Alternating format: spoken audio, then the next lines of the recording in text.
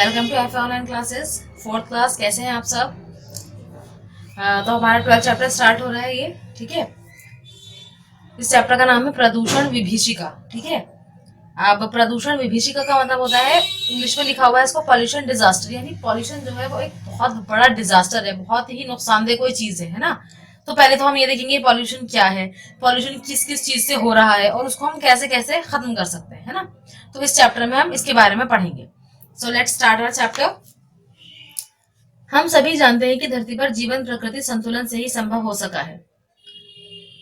धरती वनस्पतियों से पूरी तरह ढक ना जाए, इसलिए घास खाने वाले जानवर पर्याप्त संख्या में थे, और इन जानवरों की संख्या अधिक ना हो जाए, इसलिए हिंसक जंतु भी थे। इस प्रकार प्रकृति में वनस्पति, जीव जंतु आदि का अनुपात संतुलित और नियंत्रित बना रहता था। इससे पर्यावरण स्वच्छ और जीवन के अनुकूल बना रहता था। परंतु आज मनुष्य ने अवांछित कार्यों से प्रकृति का संतुलन बिगाड़ दिया है। वैज्ञानिक आविष्कारों के कारण बड़े पैमाने पर उद्योग धंधे तो पनपे हैं ही, जनसंख्या का भयंकर विस्फोट भी हुआ। ठीक है, अब ये कह रहे हैं कि हम सभी जानते हैं कि धरती पर जो जीवन है ना, वो किस तरीके से संभव है, कैसे संभव है, बैलेंस के थ्रू, है ना। इकोलॉजिकल बैलेंस के थ्रू ही जो है वो हमारी जो हमारी नेचर के अंदर हमारा जो जीवन जो संभव है वो इसी तरह संभव है कि जब हम एक बैलेंस में लेकर चलते हैं सब कुछ। कैसे?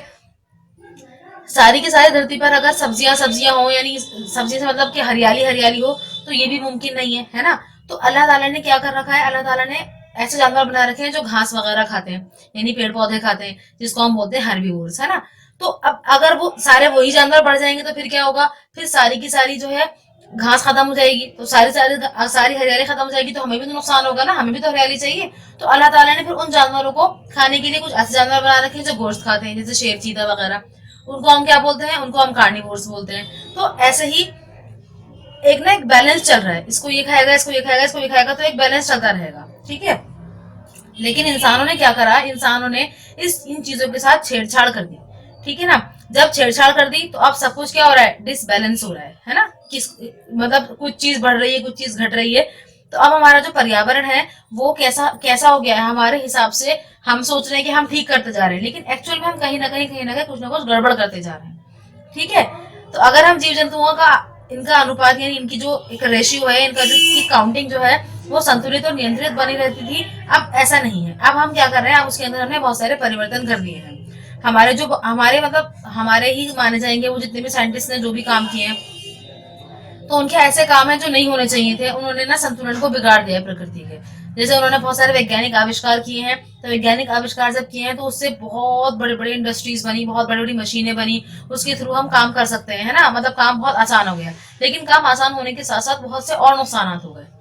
ठीक है, अब इसके अलावा जनसंख्या का भयंकर विस्फोट भी हुआ है। पहले क्या होता था, पहले कोई बीमारी किसी को लगती थी तो वो लोग मर जाया करते थे, लेकिन अब क्या होता है, अब हमारे पास बहुत सारी दवाइयां हैं। तो मैं ये नहीं कह रही हूँ कि हमें मतलब दवाई है तो बुरी बात है, बल्कि दवाई होनी चाहिए, अच्छी बात है। लेकिन इससे ना एक क्या हो रहा है, डिसबैलेंस हो रहा है ना, एक जो एक बैलेंस की स्थिति थी वो खराब हो रही है। ठीक है, इस बढ़ती हुई आबादी को खाने के लिए उसी मात्रा में अन्न, सब्जी, फल आदि चाहिए, रहने के लिए घर चाहिए, पहनने के लिए कपड़े चाहिए, और इसी प्रकार की अन्य जरूरतों की पूर्ति के लिए विविध प्रकार की सामग्री चाहिए। खेती करने के लिए घर बनाने खेती करने के लिए घर बनाने, कल कारखाने लगाने के लिए, सड़कें और रेल पटरियां बिछाने के लिए धरती चाहिए। तो अब ये कह रहे हैं कि जो आबादी जो बढ़ रही है, ठीक है, तो जाहिर है जब आबादी बढ़ रही है तो उसे खाने पीने के लिए भी चाहिए, यानी अनाज भी चाहिए, सब्जियां भी चाहिए, फल भी चाहिए, है ना। रहने के लिए घर भी चाहिए, पहनने के लिए कपड़े भी चाहिए, और बहुत सारी और जरूरतें हैं। उन सब के लिए भी हमें कुछ ना कुछ सामान चाहिए।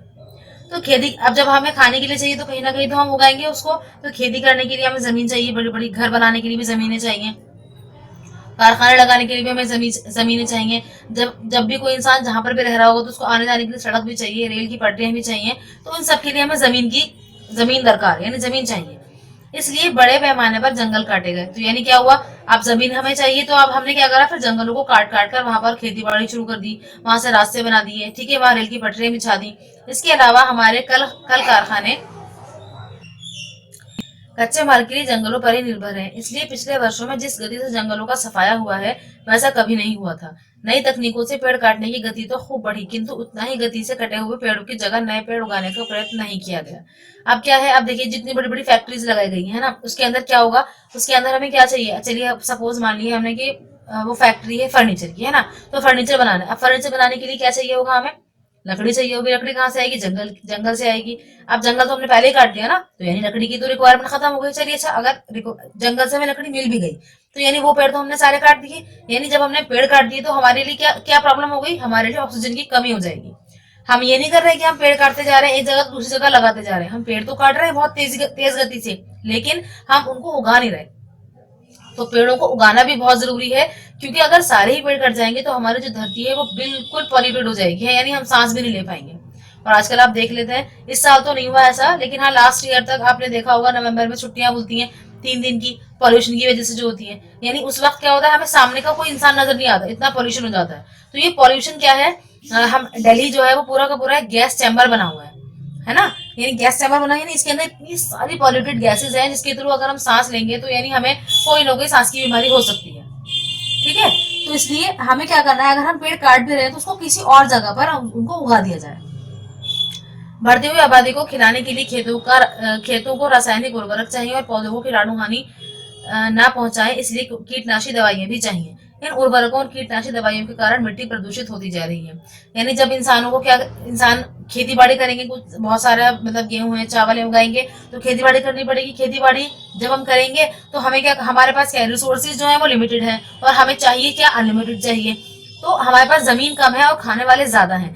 ठीक है, तो हम क्या करते हैं, मतलब जो किसान है वो क्या करते हैं, वो उसके अंदर ऐसी चीजें डालते हैं जिससे हमें ज्यादा से ज्यादा अच्छी फसल मिल सके। तो उसको हम बोलते हैं उर्वरक। क्या बोलते हैं? उर्वरक। ठीक है, फर्टिलाइजर्स।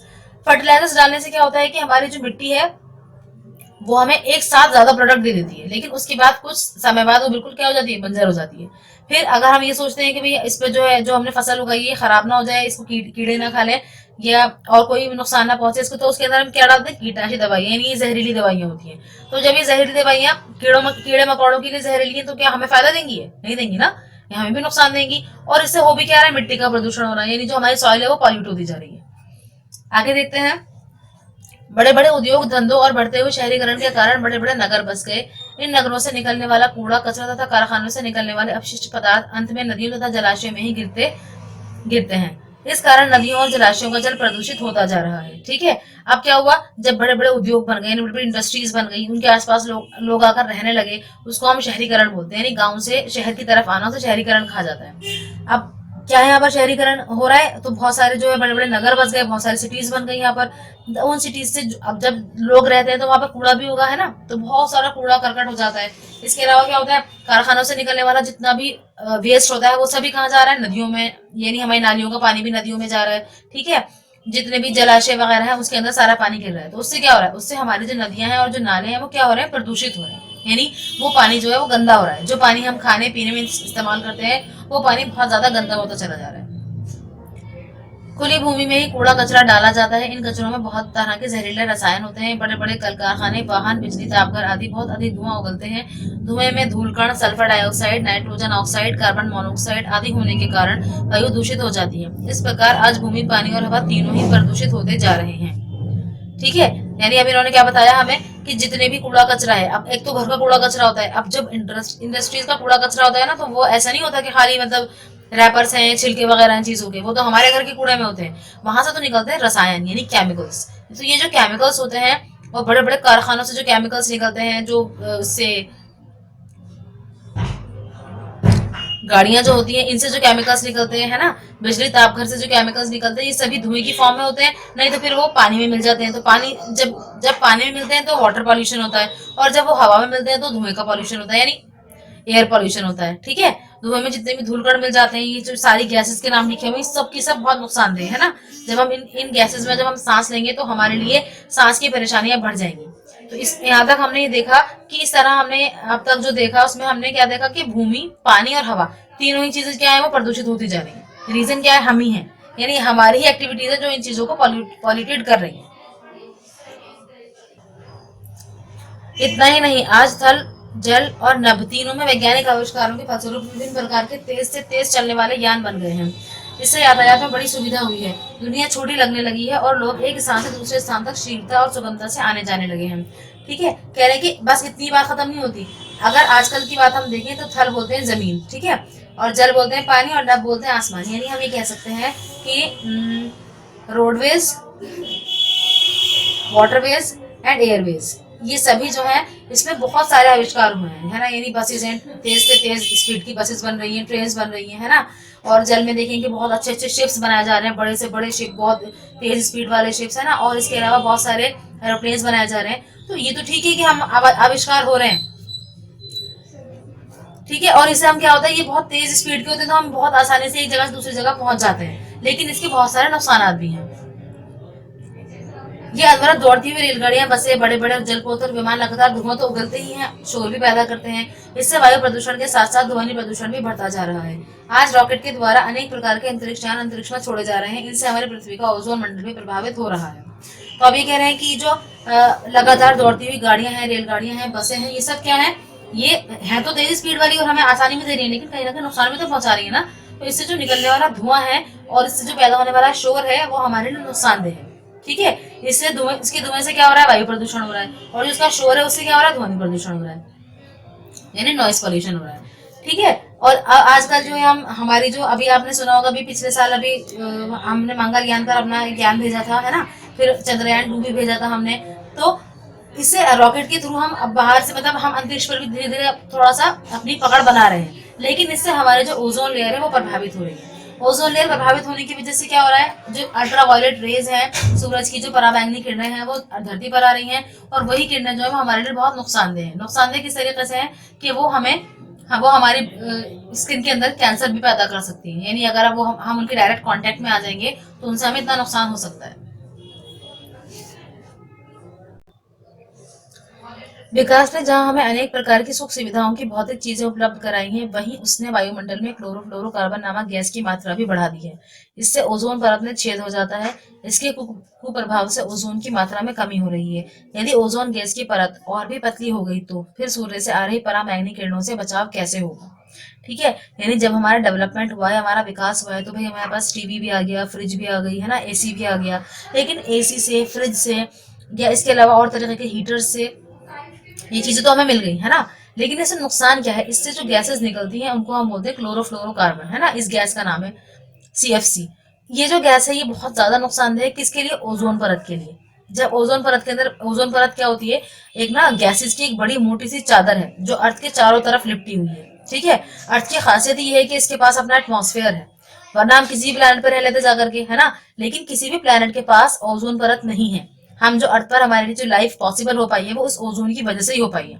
और भी बहुत सारी चीजें हैं, लेकिन हमारी अर्थ के पास अपना एटमॉस्फेयर है ताकि बाहर से आने वाली चीजें जो है वो हमें डायरेक्ट अटैक ना करें, ओजोन में आकर के फंस जाए, कुछ जलकर खाक हो जाए, और कुछ आते आते मतलब उनकी जो तेजी है वो कम हो जाए, है ना। इससे क्या हो रहा है, इससे हमारी ओजोन की मात्रा में कमी आ रही है, यानी धीरे धीरे उसकी जो मोटाई है वो कम हो रही है, उसमें ना होज, छेद होते जा रहे हैं बड़े बड़े, ठीक है। तो ओजोन जो है वो उसकी जो परत अगर और भी पतली हो गई तो फिर हम इन पराबैंगनी किरणों से कैसे बच सकेंगे। पराबैंगनी किरणें यानी अल्ट्रावायलेट रेज, मैंने आपको बताया था, ये बहुत खतरनाक स्किन डिजीजेस कर सकती हैं।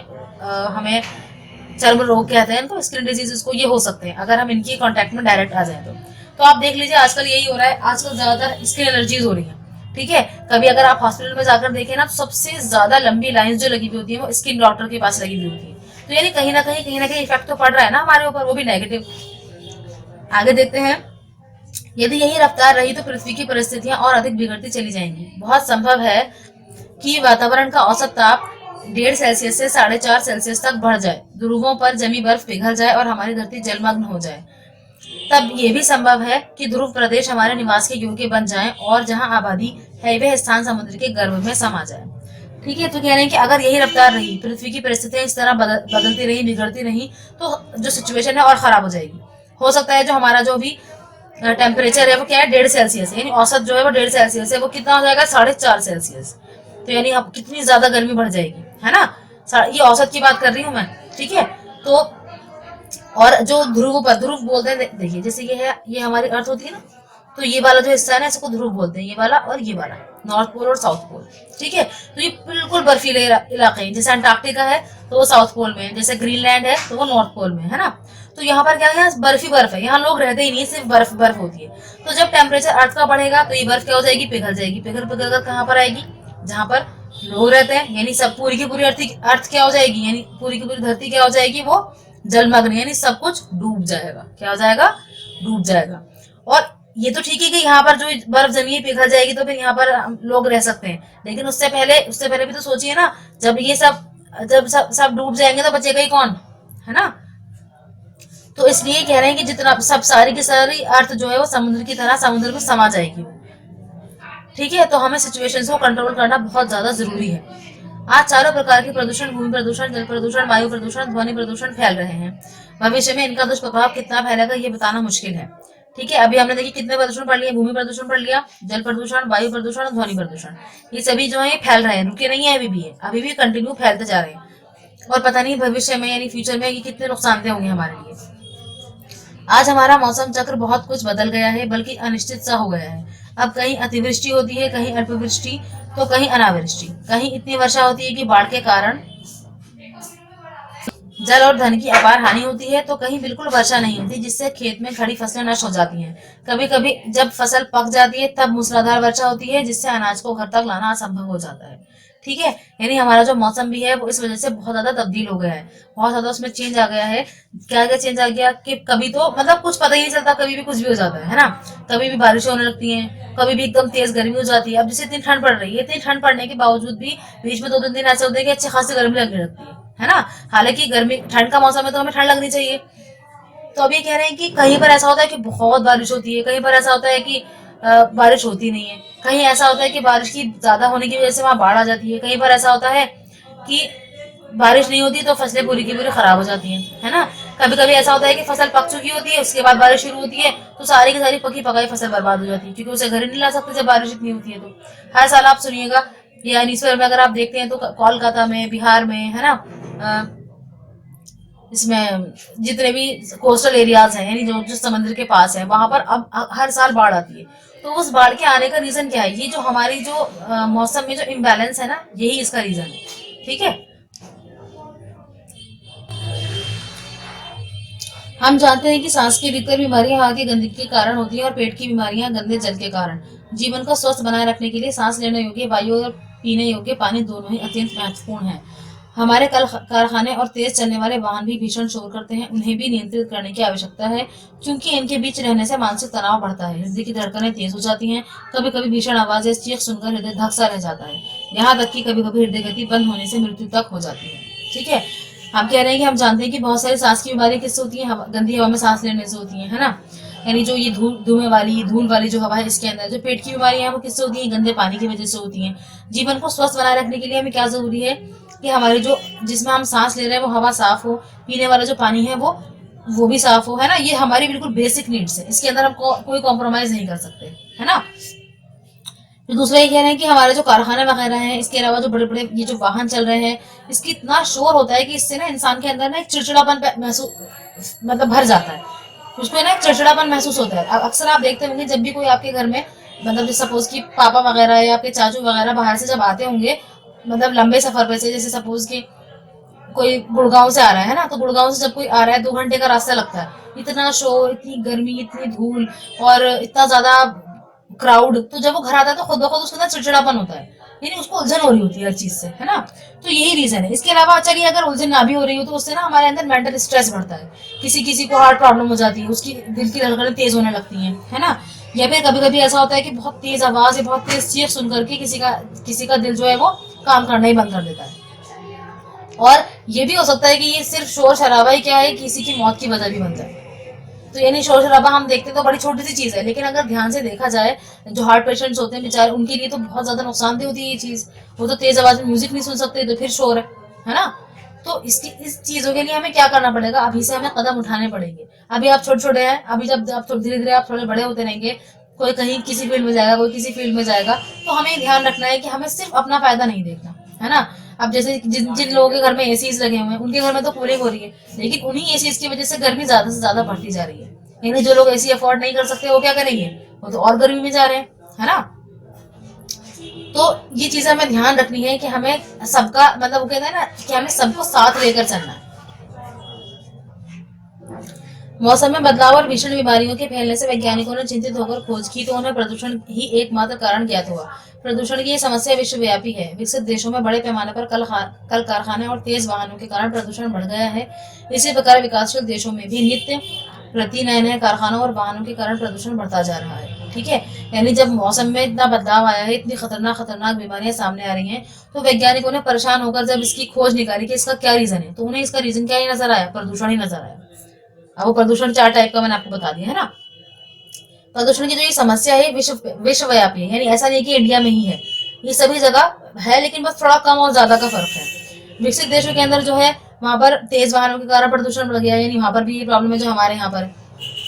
इसी प्रकार जो विकासशील देश जो है उसके अंदर क्या है, नए नए कारखाने खुल रहे हैं, वाहनों के कारण जो है प्रदूषण बढ़ता जा रहा है। ठीक है, इसलिए विश्व के सभी देश मिलजुल कर प्रयत्न कर रहे हैं कि जितनी जल्दी हो सके प्रदूषण को नियंत्रित किया जाए। सन 2007 में अंतर्राष्ट्रीय स्तर पर सम्मेलन किया गया, जिसमें धरती पर बढ़ते हुए प्रदूषण को रोकने के लिए व्यवहारिक कार्य करने की बात कही गई। यानी अब सभी पूरा विश्व जो है वो चाहता है, मिलजुल कर वो ये कोशिश कर रहे हैं कि जितनी जल्दी हो सके हम इस पॉल्यूशन को क्या करें, खत्म कर दें, है ना। तो सन 2007 में एक अंतर्राष्ट्रीय इंटरनेशनल स्तर पर, इंटरनेशनल लेवल पर एक मीटिंग हुई। उसके अंदर सभी ने सोचा कि धरती पर जो ये पॉल्यूशन बढ़ता चला जा रहा है, इसको हम किस तरह रोक सकते हैं। इसके लिए हमें व्यवहारिक कार्य करने, कार्य करने का मतलब है कि सिर्फ बातें नहीं करनी, कोशिश भी करनी है, एक्चुअल में करके दिखाना है हमें। बढ़ते हुए प्रदूषण पर नियंत्रण पाने का मतलब ये कदापि नहीं कि हम कल कारखानों को बंद कर दें, यातायात के साधनों का उपयोग न करें और पाषाण युग में लौट जाएं। ये नहीं कह रहे हैं कि अगर प्रदूषण बढ़ रहा है उसको हम नियंत्रण करना चाहते हैं, तो उसका मतलब ये नहीं है कि हम सारे कारखाने बंद कर दें, सारी जितनी भी टेक्नोलॉजीज का हम इस्तेमाल कर रहे हैं उनका इस्तेमाल खत्म कर दें, है ना, और वापस से वो आदिवासी वाले जो वो थे, अर्ली मैन जो था, उसमें चले जाएं, उस वाले टाइम पर चले जाएं। ऐसा नहीं है, इसका मतलब ये नहीं है। और विज्ञान के जितने भी चमत्कार और उसकी प्रौद्योगिकी करामातें जितनी भी है, यानी जितनी भी हमारे पास टेक्नोलॉजीज है, उन सबको हम ताक पर होते हैं, यानी बिल्कुल अलग हटा दें और उन सबसे दूर हो जाएं, बिल्कुल ही जैसे पहले जिंदगी होती थी, स्लो स्लो जिंदगी, वो स्टार्ट कर दें। ऐसा मतलब नहीं है। वास्तव में समस्या का निरंतर हो रहे विकास को रोकने में नहीं है, यानी ये कहना चाह रहे हैं कि जो समस्या का हल है वो लगातार हो रहे विकास को रोकने में नहीं है, बल्कि उसका कुछ समाधान खोजने में। यानी जो परेशानियां हो रही हैं, जो परेशानियां हो चुकी हैं और अब हो सकता है आगे भी कंटिन्यू, अगर ये परेशानियां चलती रही तो उनको किस तरह खत्म करना है ना। तो इसका हमें समाधान खोजना है। ये हमें, ये जो सबसे मेन काम है ये हमें करना है। हमारा पर्यावरण हमारा रक्षा कवच है, ये हमें प्रकृति से विरासत में मिला है, ये हम सबका पालन करता है और जीवन धारा ये जीवन धार है। कह रहे हैं कि हमारा जो पर्यावरण है वो हमारा रक्षा कवच है, यानी मैंने आपको बताया ना अभी पीछे जो आया था चैप्टर में कि हम सिर्फ हमारी अर्थ पर ही जो है हमारा एक ऐसा एक लेयर बनी हुई है ना, तो ये हमारा रक्षा कवच है, ये हमें रक्षा कर रहा है, हमारी रक्षा कर रहा है ये। तो अगर हम, हमें प्रकृति जो है वो विरासत में मिली है, ऐसा नहीं है कि हमने इसको खुद बनाया है, ये एक्चुअल में हमें ऐसी ही मिली है। तो ये हम सबकी क्या है, पालन करता है और जीवन धारा है, जीवन धार है, यानी इसके थ्रू ही हमारा जीवन पॉसिबल है। वस्तुतः पर्यावरण रक्षण भारतीय संस्कृति से जुड़ा हुआ है। पेड़ पौधे और जानवर हमारे मित्र हैं। बड़े बड़े बाग बगीचों और पार्कों को शहर का फेफड़ा कहा जाता है। तो पर्यावरण रक्षण जो है वो भारतीय संस्कृति से भी जुड़ा हुआ है, यानी हमारे देश में हमारी जो संस्कृति, हमारा जो कल्चर है, उसके अंदर भी हमें यही सिखाया गया है कि हमें पेड़ पौधों की रक्षा करनी है, जानवर और पेड़ पौधे जो है वो हमारे मित्र हैं। ठीक है, हमें उनको बचा करके चलना है। बड़े बड़े जो बगीचे होते हैं शहरों के अंदर, जो पार्क है, ये सब क्या है, शहरों का फेफड़ा कहा जाता है। क्या कहा जाता है? शहरों का फेफड़ा। ठीक है, फेफड़ा क्या क्या किसको बोलते हैं ना, लंग्स को बोलते हैं, जिससे हम सांस ले सकते हैं। तो यानी जितने ज्यादा बड़े बड़े बाग बगीचे होंगे, पार्क होंगे, तो उतने ही अच्छे तरीके से शहर के लोग जो है वो सांस ले सकेंगे, क्योंकि उनके उनके लिए पर्याप्त मात्रा होगी ऑक्सीजन की, है ना। हमारी संस्कृति में पेड़ लगाना पुण्य कार्य माना जाता है। पीपल, बरगद, आम, नीम, जामुन, आंवला जैसे उपयोगी वृक्षों के रोपण को महान धार्मिक कृत्य माना गया है। ये कार्य प्रकृति एवं पर्यावरण के प्रति हमारी आस्था प्रकट करते हैं। तो हमारा जो कल्चर है उसके हिसाब से पेड़ लगाना जो है वो एक सवाब का काम माना जाता है ना। और पीपल, बरगद, आम, नीम, जामुन, आंवला वगैरह ऐसे बहुत सारे उपयोगी वृक्ष हैं कि जब हम उनका रोपण, जब मतलब उनके रोपण को, यानी उनको लगाने को जो है बहुत ही महान धार्मिक कृत्य माना गया है। ये कार्य प्रकृति एवं पर्यावरण के प्रति हमारी आस्था प्रकट करते हैं। ये जो काम हम कर रहे हैं, यानी पेड़ लगाना या पेड़ पौधों और जानवरों की रक्षा करना, उनको अपना मित्र समझना, ये सभी क्या है, ये हमारी आस्था का प्रकट करते हैं। यानी हम जो है ना वो पर्यावरण में विश्वास रखते हैं। ठीक है, हम मानते हैं कि हमारे लिए पर्यावरण का होना बहुत ही महत्वपूर्ण है। इन कार्यों से हमें अच्छे संस्कार आते हैं। शिक्षा का सही लाभ तभी होगा जब हम अच्छे संस्कारों को बनाए रखें। ठीक है, देखिए हम ये जानते हैं कि हम भी जीवित हैं, ठीक है, और पेड़ पौधे भी जीवित हैं, और जानवर भी जीवित है ना। तो यानी जो चीज जीवित है, कम से कम हम उनका उनका जो है ना सत्कार कर रहे हैं ना, उनका आदर कर रहे हैं, उनको हानि नहीं पहुंचा रहे हैं, उनको नुकसान नहीं पहुंचा रहे हैं। ठीक है, तो इससे क्या होगा, इससे हमारे अंदर अच्छे संस्कार आएंगे जब हम दूसरों का आदर करेंगे तो। ठीक है ना। अब ये नहीं कि अगर कोई जानवर है, अब रास्ते में अक्सर बच्चों को भी देखती हूँ मैं कि जा रहे होते हैं, कुत्ता बैठा है, उसको खामा खाई लात मार दी है, तो कितनी गलत बात है। मतलब वो एक जानवर है, आपको कुछ नहीं कह रहा तो आप भी कुछ मत कीजिए उसको। ठीक है, तो हमें इससे बचना चाहिए। फिर अगर हम ऐसा नहीं करेंगे तो फिर हमें इसके बदले गुनाह मिलेगा, है ना। अगर आप कुत्ते को लात मार के जा रहे हैं, ये चलो कुत्ते के अलावा बिल्ली की पूंछ पकड़ के खींच लिया आपने, तो ये गलत बात है। अगर आप ऐसा करेंगे तो चाहे वो जानवर आप उसके काटने से आप बच जाएं, लेकिन अल्लाह ताला तो देख रहा है ना, उसका तो गुनाह मिलेगा ना हमें।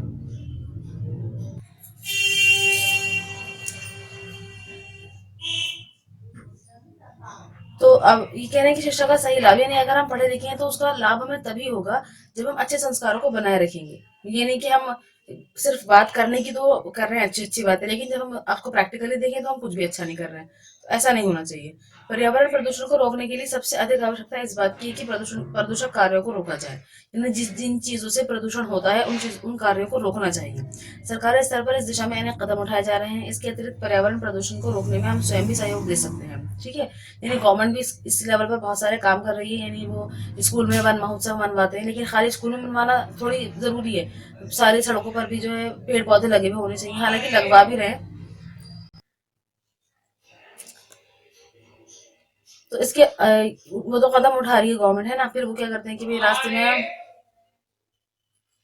तो जो काम गवर्नमेंट कर रही है उसके लिए क्या होता है कि हम नजर बच मतलब, अब जब हमें गवर्नमेंट नहीं देख रही, जब हमें कोई अ, नहीं देख रहा है तो गलती कर जाते हैं, है ना। जैसे सपोज के रास्ते पे थूकना मना है, तो अक्सर लोगों को आप देख लेंगे वो रास्ते पर थूकते हैं, है ना। कभी पकड़े गए तो फाइन देना पड़ेगा उनको, नहीं पकड़े गए तो ऐसी गंदगी फैलती रहेगी। तो इसके अलावा हम क्या कर सकते हैं, हमें पर्यावरण प्रदूषण को रोकने में हमें स्वयं भी सहयोग दे सकते हैं, और हमें देना भी चाहिए। यानी जब हम खुद अपने आप नहीं सोचेंगे कि हमें किस तरह इसको साफ रखना है, तब तक साफ हो भी नहीं सकता। अब गवर्नमेंट हमारे पीछे पीछे जो है चलती नहीं रहेगी कि आप ये ना करें, ये करें, ये ना करें, ये ना करें, ये करें, है ना। तो हमें खुद ही इस बात को मानना पड़ेगा कि हमें क्या करना चाहिए एक्चुअल में और क्या नहीं करना चाहिए। हम गंदगी ना फैलाएं, और दूसरा ये कि गंदगी हो तो उसे साफ करने में सहयोग दें। अपने घर, आस पड़ोस और विद्यालय के परिवेश को साफ सुथरा रखें। यानी देखिए, जहां पर भी खाली जगह दिखती है तो लोग उसमें कूड़ा फेंकना शुरू कर देते हैं, और कूड़ा इतना फेंकना शुरू कर देते हैं कि पूरा प्लॉट बन जाता है। वो प्लॉट बोलते हैं ना, कूड़ा घर बना देते हैं उसका पूरा। तो अब वहां पर भी उसके आसपास जो लोग रह रहे हैं, फिर उसके अंदर से स्मेल्स भी आती हैं, बहुत गंदी स्मेल आती है वहाँ। कीड़े मकोड़े भी पैदा हो सकते हैं ना, चूहे मोटे मोटे पैदा हो जाते हैं वहां पर। तो उस चीज से हमें बचना चाहिए। हमें जहां पर कूड़े की गाड़ी आ रही है तो आप उसमें डालें ना कूड़ा। ठीक है, रास्ते में क्यों फेंक रहे हैं। और रात को अक्सर क्या करते हैं लोग, रात को उन्होंने पॉलिथीन में कूड़ा बांधा और फेंक दिया, वो चाहे किसी के सर पे लगे चाहे कहीं पर भी लगे। तो इस ऐसा हमें नहीं करना चाहिए, बल्कि ऐसा करना चाहिए कि हम डस्टबिन में प्रॉपरली डालें, और उसके बाद जब गाड़ी आए या फिर जब स्वीपर आए लेने के लिए तब उसको दें। तो इससे क्या होगा, देखिए खुद ब खुद हमारे जो जो हर चौराहे पे जो गंदगी इकट्ठी हो जाती है, जो कूड़ा इकट्ठा हो जाता है, वो इकट्ठा नहीं होगा कम से कम, है ना। जहां तहाँ कूड़ा करकट ना फेंकें, वृक्षों की टहनियों को ना तोड़ें, साथ ही अधिक से अधिक वृक्ष लगाएं। ठीक है, ये मैंने आपको बताया आपको कि कूड़ा करकट इधर उधर ना फेंकें बिल्कुल भी, और जो पेड़ पौधे हैं उनकी खामखा पत्तियां, फूल या टहनियां ना तोड़ें, और जितने भी हो सके हमें वृक्ष लगाने चाहिए। इससे वृक्षों की संख्या भी बढ़ेगी और वन महोत्सव के उद्देश्य भी पूरे होंगे। एक पंथ कई काज। ठीक है, कह रहे हैं कि अब इससे क्या होगा, वृक्षों की संख्या बढ़ेगी जब, देखिए सब लोग अपनी जिम्मेदारी समझेंगे, कम से कम हर घर से एक पौधा लगा दिया जाए, है ना। तो उससे क्या होगा, एक तो ग्रीनरी बढ़ेगी। दूसरा, वन महोत्सव का मकसद क्या है, वन महोत्सव जो है वो एक छोटा सा एक मतलब डे की तरह सेलिब्रेट करते हैं, जैसे अर्थ डे होता है ना, ऐसे ही एक वन महोत्सव डे होता है। तो वन महोत्सव का मतलब होता है कि उस दिन ना सभी लोग पेड़ लगाते हैं, यानी ज्यादातर स्कूल में सेलिब्रेट करवाया जाता है ये। तो इसके उद्देश्य क्या है कि ज्यादा से ज्यादा पेड़ लगाया जाए। तो इस तरह क्या होगा, इस तरह एक पंथ कई काज हो जाएंगे, यानी एक एक काम से कई सारे काम हो जाएंगे। इसी उद्देश्य से हम संकल्प लें कि अपने जन्मदिन पर अथवा अन्य किसी शुभ अवसर पर वृक्ष जरूर लगाएंगे। तो इसी तरह कुछ लोग ऐसा करते भी हैं कि जब उनका जन्मदिन आता है तो अपने हर जन्मदिन पर वो एक पौधा लगाते हैं। ठीक है, तो इस तरह क्या होगा, उनके नाम से ही कितने सारे पौधे लग जाएंगे, एक इंसान कितने लगा देगा। ठीक है, या इसके अलावा कभी भी कोई भी शुभ अवसर ले लीजिए, कोई अपने हिसाब से कोई डे जो आपको ठीक लग रहा है, या किसी भी दिन लगा लीजिए, है ना। पौधे लगाने से मकसद है ना, किसी भी दिन लगा लीजिए।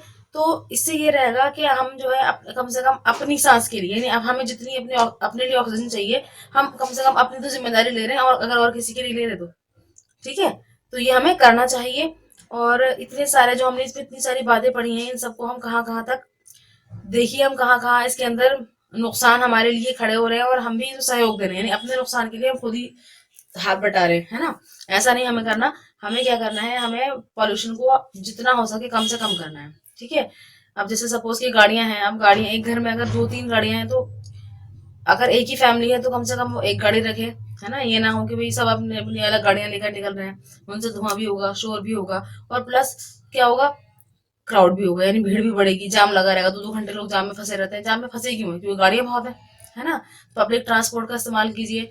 तो ये सब काम हमें करने पड़ेंगे। जब तक हम नहीं करेंगे, नहीं सोचेंगे इस बारे में, तो प्रॉब्लम्स बढ़ती चली जाएंगी, ठीक है। हम ये नहीं, इसमें इन्होंने भी बोल दिया लेसन में कि ये नहीं करना हमें कि हम वापस से वहीं पहुंच जाएं, यानी पाषाणियों की, यानी जब वो पत्थर घिस घिस के आग जलाया करते थे, ये हमें नहीं करना। हमें क्या करना है, जो विकास हो चुका है वो ठीक है, और बल्कि आगे भी होना चाहिए विकास, आगे भी होना चाहिए। और लेकिन किस तरह होना चाहिए कि विकास तो हो लेकिन हमारी सेहत खराब ना हो। तो आपका चैप्टर यहाँ कंप्लीट हो गया। आई होप आपको समझ आया होगा। अब हम चैप्टर का काम देख लेते हैं। तो देखिए, शब्द अर्थ है संतुलन, तालमेल बिठाना, अपशिष्ट, व्यर्थ, आस्था, श्रद्धा, अतिवृष्टि, अधिक वर्षा, जीवन धारा, जीवन का सहारा, परिवेश, आसपास का स्थान, ठीक है। ये आपको अपनी कॉपी में करना है। उसके बाद देखिए प्रश्न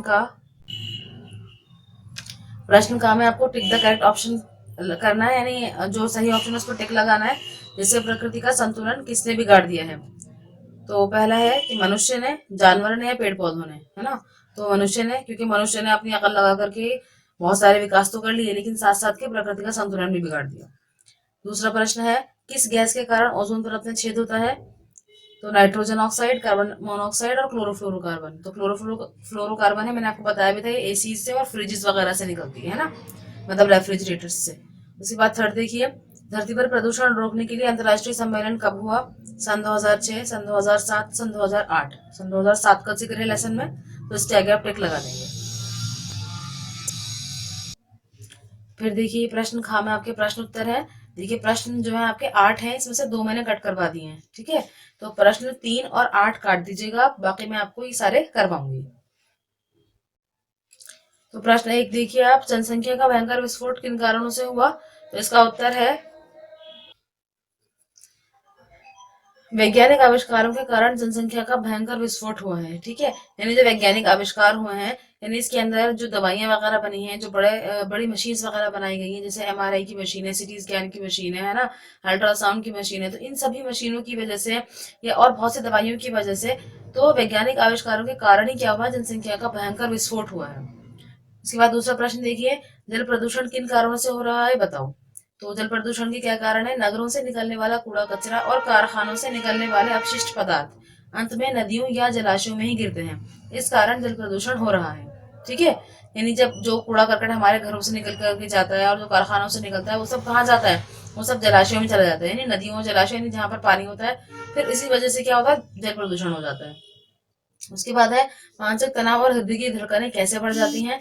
तो इसका उत्तर है, कारखानों और वाहनों के भीषण शोर के कारण मानसिक तनाव और हृदय की धड़कनें बढ़ जाती हैं, है ना। यानी कंटिन्यू शोर जब आप सुनते रहेंगे, तो आपके अंदर खुद ब खुद जो है ना चिड़चिड़ापन पैदा हो जाएगा, और आप जहनी ना टेंशन में आ जाएंगे ना, मेंटल स्ट्रेस में आ जाएंगे। और साथ साथ क्या होगा कि जो लोग उनका जिनका दिल कमजोर होता है, उनकी धड़कनें भी बढ़ जाती हैं, है ना। जिससे हमारी जो धड़कन होनी चाहिए वो 1 मिनट में 72 टाइम्स उसको हार्ट बीट होनी चाहिए, तो फिर वो ज्यादा बढ़ जाती है उसकी काउंट। तो ये भी प्रॉब्लम की बात होती है, ये बीमारी में आता है, ठीक है। प्रश्न 4 देखिए आप, शहर का फेफड़ा किसे कहा गया है? शहर का फेफड़ा किसे कहा गया है? बड़े बड़े बाग बगीचों और पार्कों को शहर का फेफड़ा कहा गया है, ठीक है। उसके बाद है, कौन से वृक्षों के रोपण को धार्मिक कृत्य माना गया है? यानी कौन सा वृक्ष लगाए जाने चाहिए धार्मिक कृति के तौर पर, यानी जिनका रिलेशन धर्म से भी है। तो वो है पीपल, बरगद, आम, नीम, जामुन, आंवला आदि वृक्षों के रोपण को धार्मिक कृत्य माना गया है। उसके बाद प्रश्न 6 देखिए, पर्यावरण प्रदूषण को रोकने के लिए सबसे अधिक आवश्यकता किस बात की है? तो इसका उत्तर है, पर्यावरण प्रदूषण को रोकने के लिए सबसे अधिक आवश्यकता इस बात की है कि प्रदूषक कार्यों को रोका जाए, ठीक है। प्रदूषक यानी जिस जिस चीज से प्रदूषण हो रहा है, उन चीजों को रोका जाए, उन कामों को रोका जाए, ठीक है ना। तो ये क्वेश्चन आंसर्स हो गए। इसमें आपके 2 मैंने कट करवा दिए हैं, तो ये 6 क्वेश्चन आंसर्स हैं। अब प्रश्न ग देखिए, इसके अंदर आपको रिक्त स्थान भरना है। तो मनुष्य ने अवांछित कार्यों से प्रकृति का संतुलन बिगाड़ दिया है। उसके बाद दूसरा है, नदियों और जलाशयों का जल प्रदूषित होता जा रहा है। ठीक है, तीसरे में देखिए पेट की बीमारियां गंदे जल के कारण होती हैं।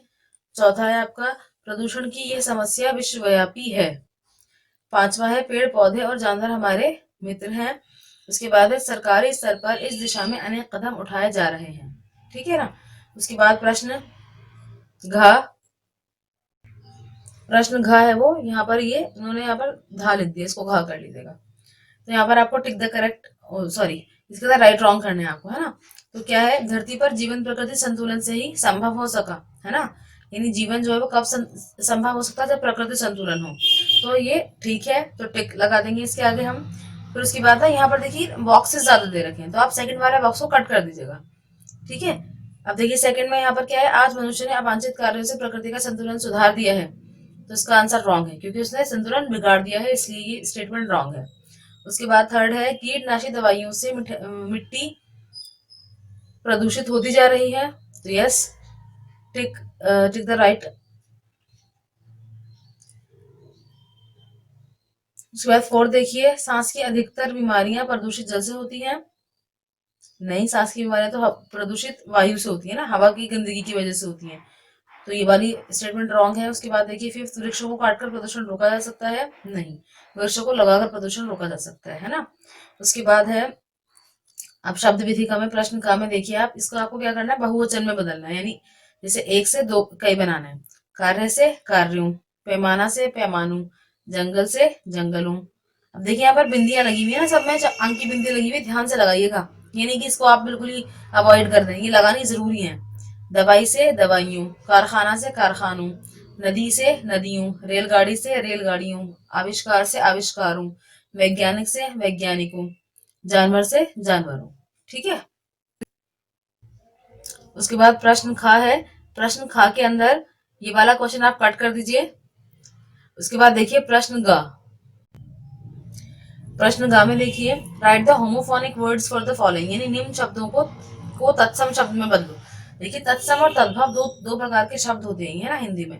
तत्सम शब्द वो होते हैं जो संस्कृति से लिए गए होते हैं, ठीक है, और तद्भव वो होते हैं जिनको परिवर्तित कर दिया गया होता है।